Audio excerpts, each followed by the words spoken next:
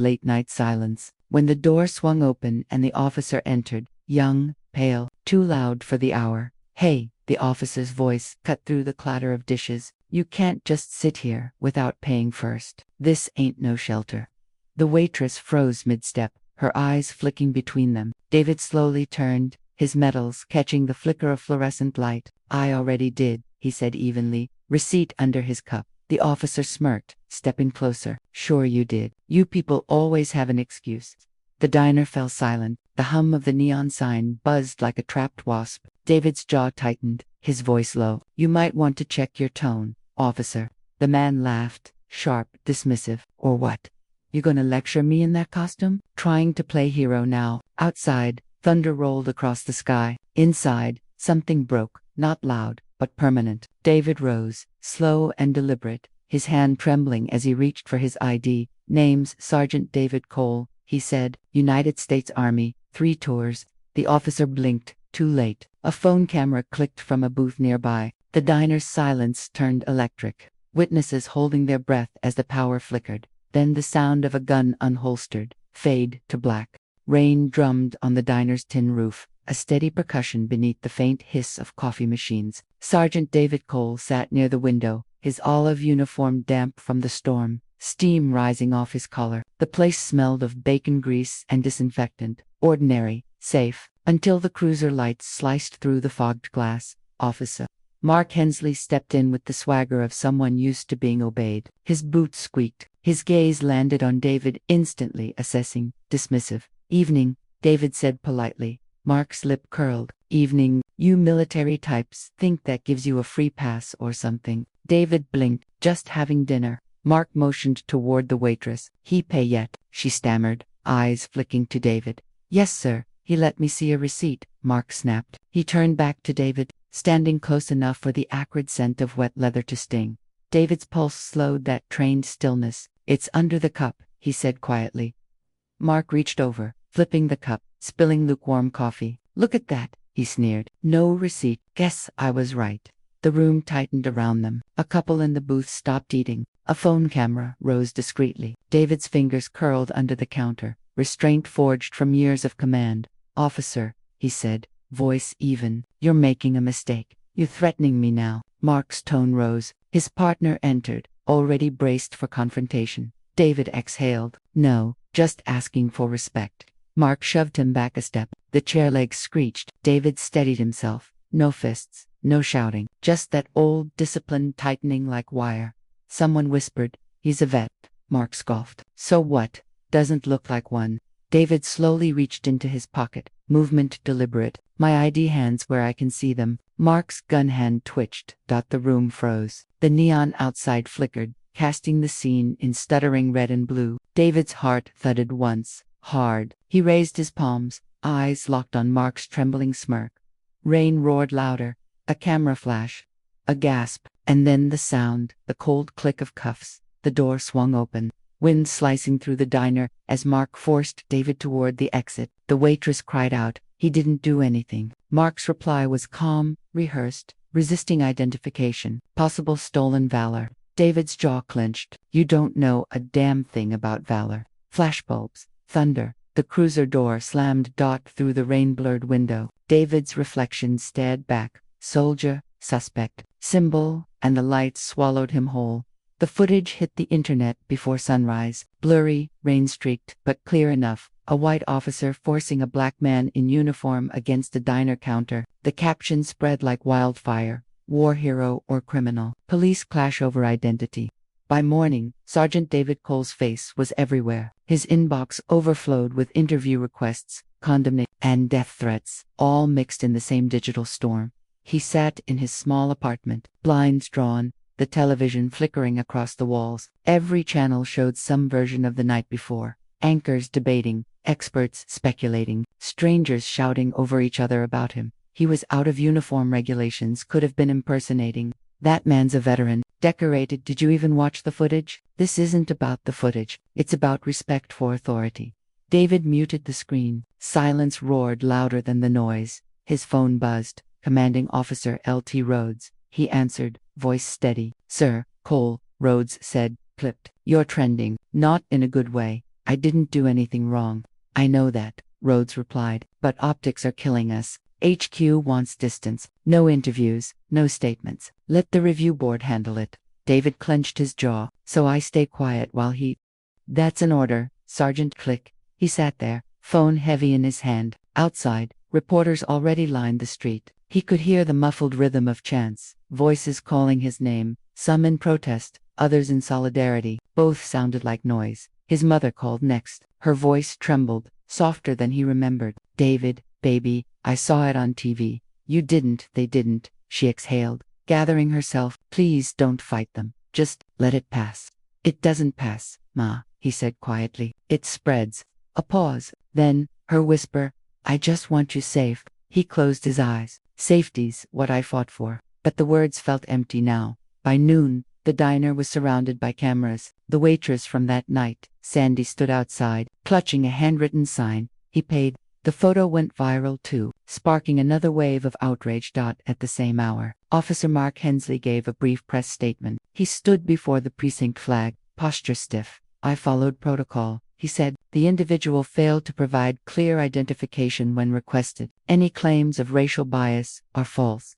A reporter shouted. He was a decorated veteran. Mark smirked. Decorations don't make you immune to the law. The clip was replayed, dissected. Memday. David watched once, jaw tightening, then turned off the screen. He couldn't bear to see the system twist itself into pretzels to protect the lie. That night, thunder rolled again, same rhythm as before. He walked the perimeter of his small living room like a soldier pacing a foreign checkpoint. His medals hung on the wall, their shine muted by shadow. Each one represented a mission, a memory, a promise. Now they looked like accusations. A sharp knock startled him. He opened the door to find a young reporter holding a mic, rain dripping from her coat. Mr. Cole, I'm Leila Torres, Channel 9. Could I get a quick word? I'm not speaking, he said. She hesitated. They're building a story around you, one that doesn't match what really happened. You let them tell it, you lose control.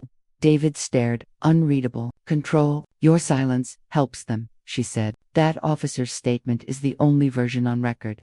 He shut the door gently. Through the wood, her muffled voice. Sir, people want to hear you. Don't let them define you. He leaned his head against the doorframe. The hum of rain outside blended with the low static of the television. Hours later, a text from an unknown number appeared. You think that uniform protects you. You'll regret this. He deleted it without reaction, then powered off his phone. The world could wait. He poured coffee, black, and stared at the empty chair across from him, the space where, for years, no one questioned his worth, his loyalty, or his right to breathe without suspicion. Now, his name was a battleground. Some called him a symbol, others called him a threat. He just wanted to be a man again, not a cause. As the rain eased and silence filled the room, David whispered to no one, they never see us until it's too late. The screen faded to static, his reflection ghosting in the dark glass. Soldier, suspect, survivor, waiting for the next battle to begin. The precinct hallways smelled of old coffee and floor polish, sterile, controlled, indifferent. David sat across from the internal affairs officer, a man whose tie was too tight and whose smile didn't reach his eyes. Sergeant Cole, the officer began, tone crisp. You've filed an official complaint against Officer Mark Hensley for misconduct and racial profiling, correct? David nodded once. Correct? The officer clicked his pen, glancing down at the form. We'll be conducting a full review. Standard process. You understand these things take time. Time, David said quietly, is what he had to think before pulling that trigger. He chose humiliation instead. That's the only reason we're sitting here. The officer paused, looking up. No one pulled the trigger, Sergeant. David met his gaze. Not yet. A flicker of discomfort. The man cleared his throat and scribbled something. You served overseas, right? 3 tours. Yes. The officer leaned back, tone softening. Then you understand chain of command, discipline. You must also understand how easily systems protect their own. David's voice cut in. Yes, I understand that perfectly. The pen stopped moving. Outside, in the corridor, the world was colder. David passed uniformed officers who looked through him, as though he were already invisible. Conversations halted when he walked by. A few nodded stiffly. Pity, not solidarity. In the break room, whispers trailed him. Should have kept quiet. Making us all look bad. He's one of those angry types, you can tell. He kept walking. At the far end of the hall, A younger black officer, barely out of academy, caught David's eye. He gave a small nod, half apology, half courage. It was enough to keep David from turning back. That evening, David sat in his car outside the precinct. The dashboard lights dim. The complaint file sat on the passenger seat, pages marked and stamped, yet meaningless. Bureaucracy was a fortress, and Mark Hensley was safe inside it. His phone buzzed again. LT Rhodes, he answered. Cole. Rhodes said, I got the report. IA's already downplaying it. They're calling it a misunderstanding during identification. That's what they're calling racism now. Rhodes hesitated. Look, you're not wrong, but they'll circle the wagons. They always do. So, nothing happens. Not officially. Unofficially, Hensley's on paid leave. You poke this too hard, they'll make you look unstable. PTSD, temper issues. You know the script. David stared out at the rain-slick streets. They can write what they want. I've lived the truth. Rhodes's voice dropped. Be careful. They'll bury you quietly if they can. Click. The officer clicked his pen, glancing down at the form. We'll be conducting a full review. Standard process. You understand these things take time. Time, David said quietly, is what he had to think before pulling that trigger. He chose humiliation instead. That's the only reason we're sitting here. The officer paused, looking up. No one pulled a trigger, Sergeant. David met his gaze. Not yet. A flicker of discomfort. The man cleared his throat and scribbled something. You served overseas, right? 3 tours. Yes. The officer leaned back, tone softening. Then you understand chain of command, discipline. You must also understand how ISIL systems protect their own. David's voice cut in. Yes, I understand that perfectly. The pen stopped moving. Outside, in the corridor, the world was colder. David passed uniformed officers who looked through him as though he were already invisible. Conversations halted when he walked by. A few nodded stiffly. Pity, not solidarity. In the break room, whispers trailed him. Should have kept quiet. Making us all look bad. He's one of those angry types, you can tell. He kept walking. At the far end of the hall, a younger black officer, barely out of academy, caught David's eye. He gave a small nod, half apology, half courage. It was enough to keep David from turning back. That evening, David sat in his car outside the precinct. The dashboard lights dim. The complaint file sat on the passenger seat, pages marked and stamped, yet meaningless. Bureaucracy was a fortress, and Mark Hensley was safe inside it. His phone buzzed again. LT Rhodes, he answered. Cole. Rhodes said, I got the report. EA's already downplaying it. They're calling it a misunderstanding during identification. That's what they're calling racism now. Rhodes hesitated. Look, you're not wrong, but they'll circle the wagons. They always do. So, nothing happens. Not officially. Unofficially, Hensley's unpaid leave. You poke this too hard, they'll make you look unstable. PTSD, temper issues. You know the script. David stared out at the rain-slick streets. They can write what they want. I've lived the truth. Rhodes's voice dropped. Be careful. They'll bury you quietly if they can. Click.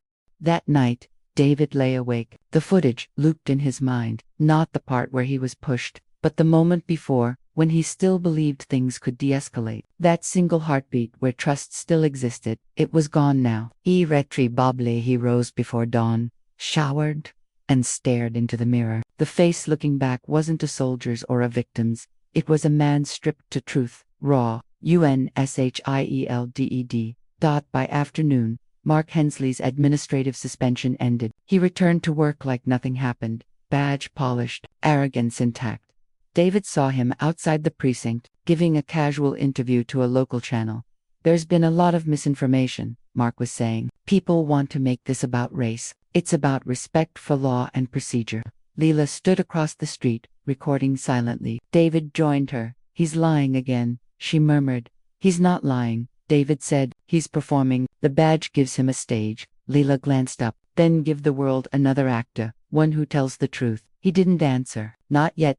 Inside the precinct, the atmosphere had turned brittle. David's presence drew stares, half curiosity, half contempt. Paperwork went missing. His schedule changed without notice. At the gym, conversations stopped mid-sentence. Microaggressions replaced open hostility.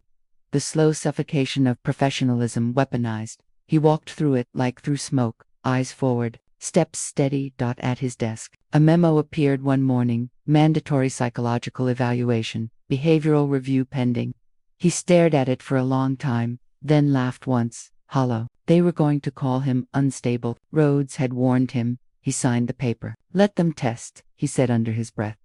Leela called that evening. You're being pushed out, she said. They're trying to frame your reaction as overcompensation, PTSD, trauma response, whatever fits. Doesn't matter, David replied. Truth doesn't need therapy. It needs proof, she said. And I'm building it. Her tone sharpened. I found 2 other complaints against Hensley, both mysteriously dismissed, both black men. David went silent. Names, I can't give you that yet, but I can tell you this. One of them was hospitalized. Another moved out of state. Same officer, same pattern. The silence between them stretched. Finally, David spoke, voice low. Patterns don't change until someone breaks them. 2 days later, David attended the psychological evaluation. The doctor, polite, distant, asked him to describe the incident. He did.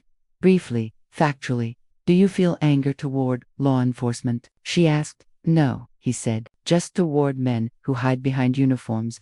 She made a note. Do you have recurring memories or dreams about the event? He looked out the window. Only when I see the flag. Her pen slowed. What does that mean? It means I served it. It didn't serve me back. Her eyes flicked up. Cautious. Sergeant Cole, do you consider yourself capable of violence? He met her gaze. I consider myself capable of restraint. That night, the evaluation summary reached internal affairs before he even made it home. It labeled him cooperative but emotionally volatile. Leela's voice came through his phone, low and urgent. They're setting you up to dismiss the complaint. That night, David lay awake. The footage looped in his mind, not the part where he was pushed, but the moment before, when he still believed things could de-escalate, that single heartbeat where trust still existed. It was gone now. Irretrievably, he rose before dawn, showered, and stared into the mirror. The face looking back wasn't a soldier's or a victim's. It was a man, stripped to truth, raw. UNSHIELDED. By afternoon, Mark Hensley's administrative suspension ended. He returned to work like nothing happened, badge polished, arrogance intact. David saw him outside the precinct, giving a casual interview to a local channel. There's been a lot of misinformation, Mark was saying. People want to make this about race. It's about respect for law and procedure. Lila stood across the street, recording silently. David joined her. He's lying again, she murmured. He's not lying, David said. He's performing. The badge gives him a stage. Lila glanced up. Then give the world another actor, one who tells the truth. He didn't answer. Not yet. Inside the precinct, the atmosphere had turned brittle. David's presence drew stares. Half curiosity, half contempt. Paperwork went missing. His schedule changed without notice. At the gym, conversations stopped mid-sentence. Microaggressions replaced open hostility. The slow suffocation of professionalism weaponized. He walked through it like through smoke. Eyes forward, step steady. At his desk, a memo appeared one morning. Mandatory psychological evaluation. Behavioral review pending. He stared at it for a long time, then laughed once, hollow. They were going to call him unstable. Rhodes had warned him. He signed the paper. Let them test, he said under his breath. Leela called that evening. You're being pushed out, she said. They're trying to frame your reaction as overcompensation, PTSD, trauma response, whatever fits. Doesn't matter, David replied. Truth doesn't need therapy. It needs proof, she said. And I'm building it. Her tone sharpened. I found 2 other complaints against Hensley, both mysteriously dismissed, both black men. David went silent. Names, I can't give you that yet, but I can tell you this. One of them was hospitalized. Another moved out of state. Same officer, same pattern. The silence between them stretched. Finally, David spoke, voice low. Patterns don't change until someone breaks them. 2 days later, David attended the psychological evaluation. The doctor, polite, distant, asked him to describe the incident. He did, briefly, factually. Do you feel anger toward law enforcement? She asked. No, he said. Just toward men who hide behind uniforms. She made a note. Duke, you have recurring memories or dreams about the event. He looked out the window. Only when I see the flag. Her pen slowed. What does that mean? It means I served it. It didn't serve me back. Her eyes flicked up, cautious. Sergeant Cole, do you consider yourself capable of violence? He met her gaze. I consider myself capable of restraint. That night, the evaluation summary reached internal affairs before he even made it home. It labeled him cooperative but emotionally volatile. Lila's voice came through his phone, low and urgent. They're setting you up to dismiss the complaint. Later that afternoon, Mark's attorney gave a press conference. Officer Hensley acted appropriately in a confusing situation. My client has received numerous threats and is cooperating fully. He's the real victim here. The cameras clicked like gunfire. The narrative was turning again, blame stretching both ways. Morality blurred by spin. David watched from home, expression blank. He had learned long ago that silence could wound deeper than shouting. Lila texted him, "We're close. There's a deleted file in the IA server. I have someone recovering it. It might prove they falsified reports." He typed back, "Be careful, they'll come after you next." She replied after a pause, "Already have. My car's been followed twice this week." That night, Lila's contact, a tech at the precinct, met her in a parking garage. He handed over a flash drive, eyes darting nervously. "This never happened," he muttered, "and I was never here." She nodded, pocketing it. "What's on it?" "Complaint reports including Cole's, internal affairs changed, timestamps, and deleted witness statements. You didn't hear that from me." She watched him leave, the echo of his footsteps fading into concrete shadows. When she opened the files later in her car, the truth stared back. Line edits, altered logs, forged signatures. The rot wasn't just one man, it was the system itself. David met her the next morning in a small cafe by the river. He looked worn but steady, the weight of battle replaced by purpose. "You sure you want to keep going?" she asked. "This doesn't end neatly." "It never does." He sipped his coffee. "It's not about ending, it's about naming what they hide." She handed him the drive. "Then here's your ammunition." He stared at it for a long moment. "You're risking your career." Lila smiled faintly. "You risked your life. Seems fair." That night, news outlets received an anonymous drop, evidence of police data tampering in Cole case. Screens lit up across the city. The whispers were now headlines, and for the first time, the badge itself looked fragile. Inside the precinct, silence spread like smoke. Mark Hensley's smirk vanished. The walls that had always protected him had started to talk. The city boiled. The leaked files detonated across every screen, proof that complaints were erased, timestamps rewritten, testimonies buried. Every anchor said the same phrase, pattern of misconduct. For the first time, the department had no script. David stood at his window watching sirens flash below, not chasing criminals, but guarding their own building from protesters. The chants carried through the rain. No more silence. Justice for Cole. He closed the blinds. Justice wasn't a chant. It was a wound being forced open. That night, he stopped at a gas station on the edge of town. The air was thick with humidity, the hum of insects loud in the dark. As he filled the tank, he saw a figure leaning against a black SUV, Mark Hensley. David's muscles tightened instinctively. Mark smirked. "You got guts. I'll give you that." David didn't respond. He capped the tank, set the nozzle down, and waited. Mark stepped closer, voice low, oily. "You think you can ruin me? You think the internet's justice? These things blow over. They always do." "You're not here to talk about justice," David said evenly. Mark's smile thinned. "I'm here to tell you to back off. The department's dying to call you unstable. One bad move, one angry word, and you're finished." "Already was," David replied.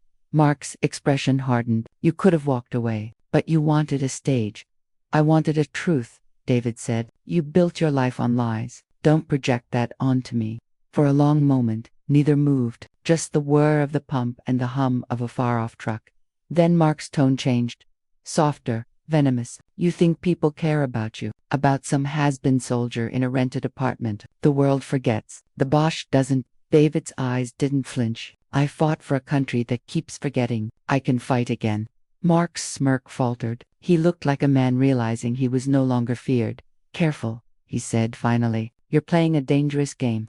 David stepped forward until their shoulders almost touched. "No," he said quietly. "I'm ending one." Mark backed away, jaw tightening. He climbed into his SUV, slammed the door, and peeled off headlights, slicing the dark like retreating fire. The next morning, the confrontation was online. A teenager had filmed the entire thing from across the lot. Their voices muffled but clear enough. The headline read, "Officer confronts war hero in threatening encounter." David's phone exploded with messages again. Journalists, lawyers, activists, the system that once silenced him, now screamed his name. He ignored it all and went for a walk. The city felt different, raw, unsettled, alert. Billboards carried his image next to words like integrity and courage. It didn't feel like honor. It felt like exposure. When he turned a corner, he saw a group of young men arguing with officers at a checkpoint. The tension crackled, too familiar. One of the kids turned, saw David, and whispered, "That's him."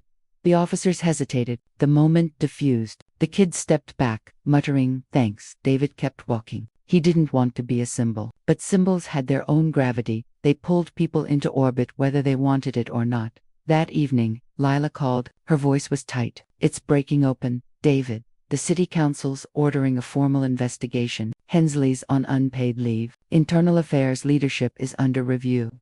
David's silence stretched. "You did this," she said. "No," he answered. "He did. I just refused to look away.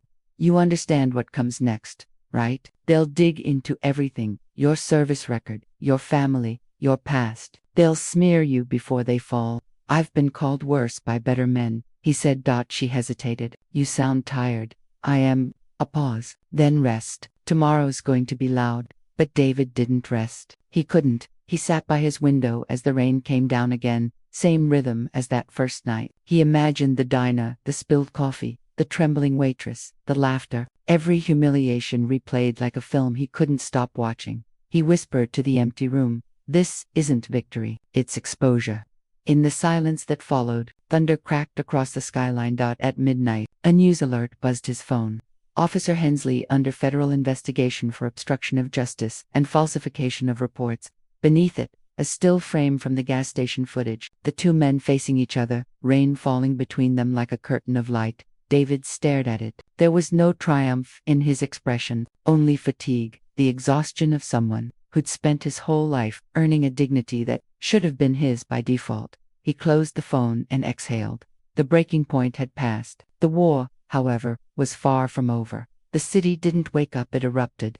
By morning, every major network ran the same footage. The gas station confrontation. Analysts replayed each frame, dissecting the tone, posture, even the pauses. One commentator said, "You can see it, the balance of power shifting. The officer's intimidation no longer works." The department scrambled. Public statements contradicted one another. The mayor announced an emergency review panel, but it was too late. The narrative had escaped containment for the first time in years. The silence cracked. David arrived downtown to meet Leela at the courthouse. Reporters clustered at the steps, their microphones like bayonets of light. He wore the same uniform jacket he'd been insulted, increased, slightly faded, still carrying the scent of iron and rain. Lila met him halfway. "You sure you want to walk through that?" "Yes," he said. "I want them to see who they almost erased." They stepped into the noise. "Mr. Cole, do you forgive Officer Hensley? Are you seeking charges? What message do you have for Black veterans across America?" David didn't answer. He kept his gaze fixed on the courthouse doors. Inside, the marble corridors amplified every footstep. Lila handed him a small folder. "Federal investigators need your statement. It's formal now. They'll build a case." David's hand lingered on the folder. "And after, she said, "they'll try to pretend they didn't know. You'll need to remind them." He nodded. "That's all I've ever done." The hearing wasn't public, but whispers spread fast. The internal affairs chief testified first. His voice shook under the weight of exposure. "Certain reports were deprioritized due to officer reputation," he said. The investigator echoed coldly. "You mean deleted?" The man swallowed. "I believed it was departmental discretion." Lila scribbled notes. David watched in silence, feeling both vindicated and hollow. When his turn came, the room quieted. He spoke clearly. "I filed a complaint after being publicly humiliated and detained while in uniform. I was told the footage was lost. Later, I discovered it was flagged and archived under sensitive materials." "Do you believe that was racially motivated?" the investigator asked. David's voice didn't rise. "It wasn't belief. It was pattern. I lived it." The stenographer's keys clicked like distant gunfire. Outside, the streets swelled with protesters carried signs. "Black veterans deserve honor. Justice has a name, David Cole." Yet David avoided the crowds. He stood in a side alley, watching the chants echo against the concrete walls. A teenager approached, nervous, hesitant. "You're him, right?" The soldier. David turned slightly. "Just a man who didn't stay quiet." The boy nodded. "My brother joined the army. He said you gave him hope." David smiled faintly. "Then make sure he comes home with more than I did." The boy frowned. "What do you mean?" David looked past him, at the rising sun. "Respect should have been waiting when we got back, not another fight." Meanwhile, Mark Hensley was cornered. The same networks that once echoed his excuses now ran his silence on loop. His colleagues turned away. The union distanced itself. Even his lawyer looked drained. In an unlit press room, a reporter thrust a mic toward him. "Officer Hensley, any comment on the investigation?" He muttered, "No comment." A flashbulb went off. For the first time, his eyes looked small. That evening, David sat on the steps of the war memorial. The engraved names glimmered in the orange dusk. He ran his hand over one of his friends. "You'd hate this circus," he murmured. A voice behind him, or he'd call it overdue. It was Leela. She sat beside him, shoes clicking lightly on the stone. "They're indicting him," she said. "Federal obstruction, falsifying evidence, civil rights violations. He's finished." David didn't react. His voice was quiet. "No one's finished. The system lets them resurface under new titles." "Then what do you want, David?" He looked out over the city. "Accountability that doesn't expire when the cameras stop rolling." Leela studied him. "You realize you've become the face of something larger." "I didn't ask for that." "Doesn't matter," she said. "They needed a face. You gave them one that can't be denied." Night descended slowly. Across the skyline, billboards now carried a new message. Not slogans, but questions. How many were silenced before him? David walked home alone. Passing a diner, he paused. The same waitress who'd once watched him being dragged out stood by the window, eyes meeting his. For a moment, guilt and recognition crossed her face. She stepped outside. "I'm sorry," she whispered. "I should have said something that day."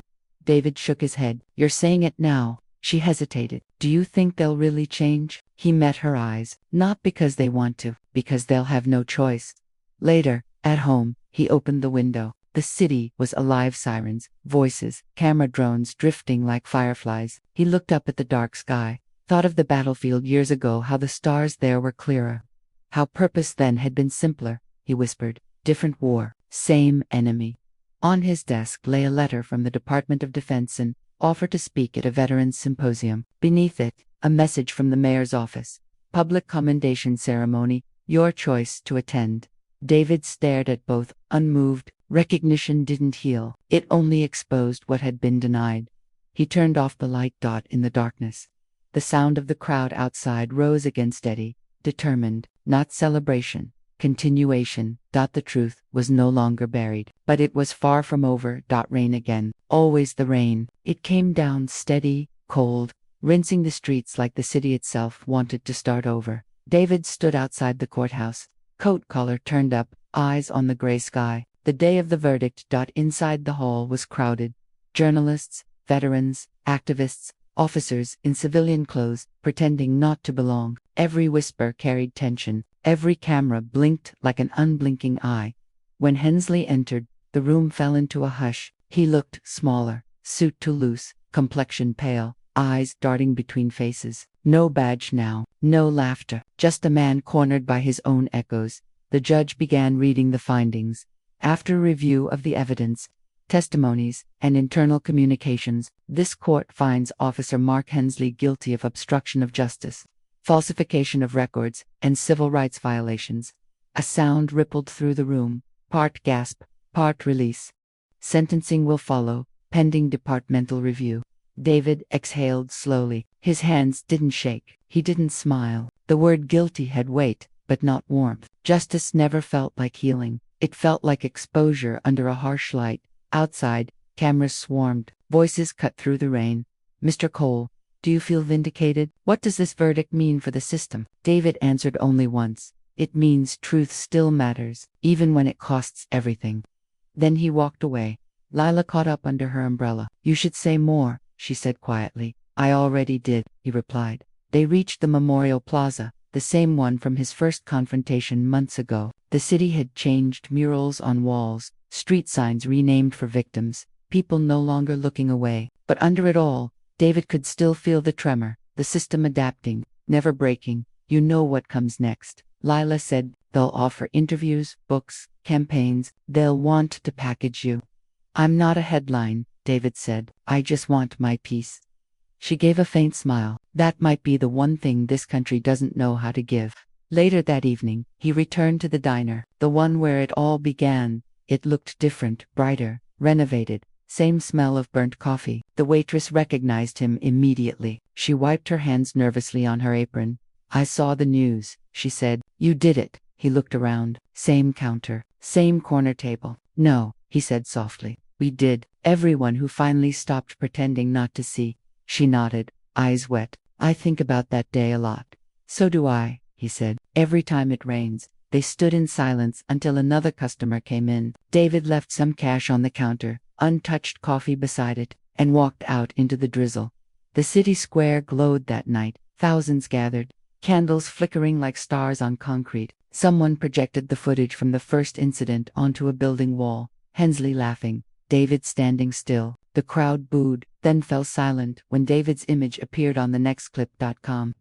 Defiant, unbroken, a young woman took the mic. This isn't about one man, she said. It's about every man and woman whose dignity was dismissed, whose truth was buried. David stood at the edge of the crowd, hood up unseen. He didn't need to speak. His presence was enough, a shadow among others who now refused to disappear. The chants began again. No more silence. Justice for all. The sound swelled, echoing through the skyline. Lila spotted him across the square. She pushed through the crowd and handed him a folded document. City's official statement, she said. They're creating an oversight task force. Your testimony's the foundation. He nodded, eyes still on the flickering lights. Good, let them build something better. And you, she asked. I'm leaving, he said. She frowned. Where? Home? He meant not a place, but peace. The next morning, David drove past the city limits. The highway stretched empty, lined with wet asphalt and low fog. His old duffel sat on the passenger seat, same one from his deployment years ago, worn but intact.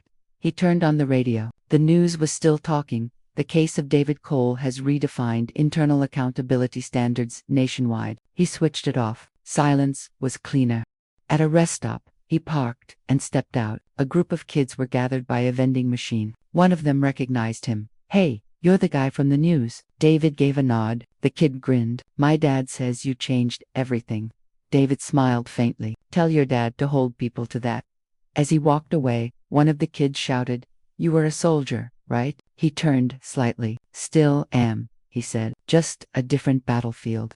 Hours later, he reached the ocean. The sky was steel gray, waves pounding the shore like drums. He stood barefoot at the edge, feeling the cold bite of salt water. He closed his eyes. In the roar of the surf, he heard everything. The barked orders from war, the laughter from the diner, the echo of that single word, guilty. For the first time, he didn't flinch.